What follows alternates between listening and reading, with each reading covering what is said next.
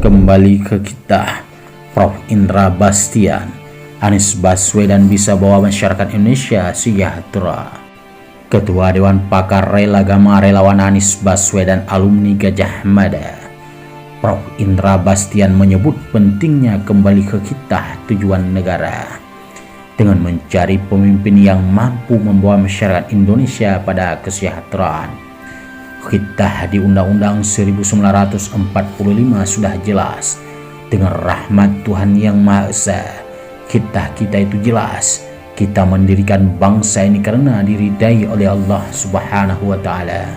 Ujarnya saat menjadi pembicara di acara workshop relawan Anies Baswedan secara online melalui Zoom meeting yang juga diikuti KB Anef pada Jumat malam 31 Maret 2023. Jadi kita berdaulat pada negara ini, juga mempunyai apa-apa yang harus kita lakukan, di mana tujuan negara ini jelas.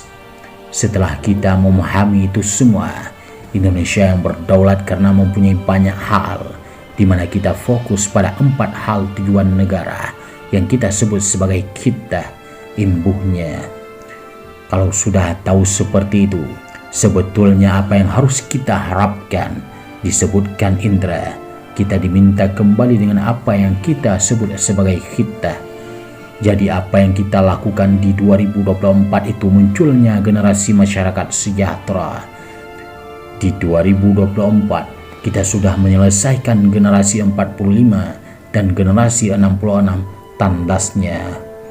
Menurut Indra, 2024 betul-betul pertaruhan sebetulnya. Di sini generasi 98 atau generasi reformasi itu memegang penuh, sudah bukan transisi. Jadi pada dasarnya di 2024 ini kita mengalami pergantian. Jadi Anies Baswedan menjadi suatu pimpinan sebenarnya. Dia menandai suatu perubahan yang terjadi di Indonesia, betul imbuhnya. Seraya menegaskan ini bukan perubahan sederhana, ini perubahan regenerasi yang terjadi. Dikatakan Prof. Indra, kita punya kesempatan di mana secara berdaulat, punya sumber daya alam seperti minyak, mineral, batu bara, dan sebagainya. Dan 3 kali punya kesempatan itu, kita tidak bisa memanfaatkannya. Artinya, pemerintah berikutnya akan punya kesempatan yang luar biasa. Kalau bisa diolah, maka akan bisa kita kembangkan. Allah sudah memberikan kita kesempatan, disebutkan Indra. Kita punya tapi kita tidak bisa memanage secara baik. Nah, oleh sebab itu, inilah yang menjadi pemikiran kita bersama. Bagaimana caranya sekarang kita harus bisa memimpin, yakni pemimpin yang bisa memanage kesempatan-kesempatan yang akan datang berikutnya, sehingga membuat Indonesia sejahtera. Oleh karena itu, Indra pun mengajak kita untuk merenungkan bersama hingga kenapa kemudian memilih Anies Baswedan sebagai presiden pada Pilpres 2024 mendatang. Jadi marilah, tutur Indra.